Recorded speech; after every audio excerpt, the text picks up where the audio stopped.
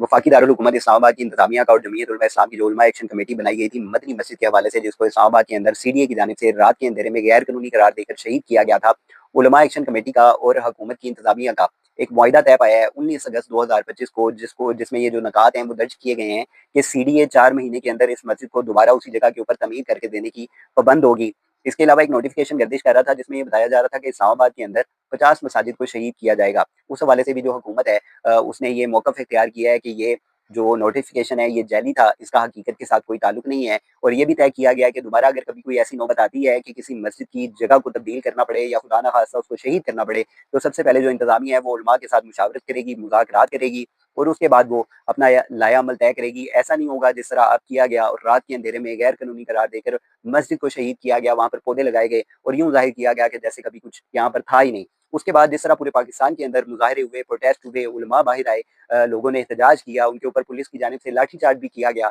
और at the end हुकूमत को उनके मौक़िफ़ के सामने घुटने टेकने पड़े। मदनी मस्जिद जो कि अपनी एक तारीख़ रखती है और उस वक़्त के जो सदर हैं उन्होंने इसकी बुनियाद रखी थी, तो इनके पास कोई ठोस जवाज़ भी नहीं था कि वो इस मस्जिद की शहादत को किसी तरीके से डिफेंड कर सके। तो अल्हम्दुलिल्लाह ये एक बड़ा खुशाइन फ़ैसला है हुकूमत की तरफ से, इंतज़ामिया की तरफ से कि मस्जिद को दोबारा उस जगह के ऊपर तमीर किया जाएगा। और जिस तरह एक नापाक कोशिश की गई थी मुसलमानों के मज़हबी जज़्बात को ठेस पहुँचाने की, तो जिस तरह का फिर सख्त रद्द-ए-अमल आया, हुकूमत को अपना रवैया चेंज करना पड़ा और अब ये मुआहिदा तय पा चुका है कि इस मस्जिद को दोबारा उस जगह के ऊपर तामीर किया जाएगा।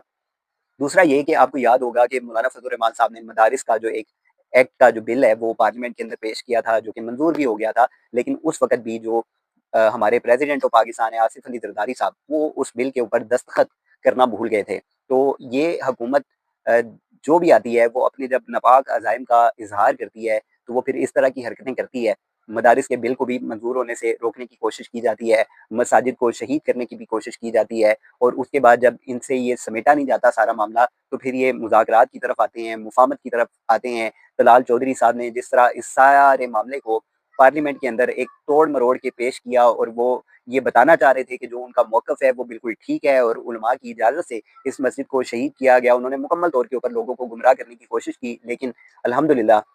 ये बात हतमी तौर पर तय कर ली गई है कि उस मस्जिद को दोबारा ठीक उसी जगह के ऊपर आबाद किया जाएगा। और मस्जिद यकीनन अल्लाह का घर है और मस्जिदों का अपना एक तकद्दुस है और वो लोग यकीनन दुनिया और आखिरत में ज़लील-ओ-ख्वार होंगे जो अल्लाह के घरों को मस्मार करने की बातें करेंगे, उनको गैर आबाद करने की बातें करेंगे, तो यकीनन अल्लाह उनसे बेहतर इसका इंतकाम लेगा।